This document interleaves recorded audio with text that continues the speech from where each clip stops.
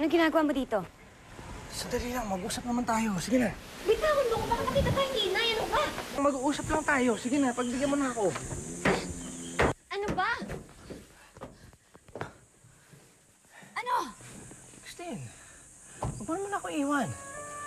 Alam mo bang walang segundong hindi kita naiisip? Ha? Para kang kuliglig sa utak ko. Ang ingay-ingay, ang kulit-kulit. Nakulit pala eh. E di alisin mo ako sa isip mo. Paano mangyayari yun? Ha? Pati sa panaginip ko nandun ka. Pagising ko, mukha mo yung nakasalpak dun. Para na akong gagawin. Alam mo ba, ngayon lang nangyari sa akin to?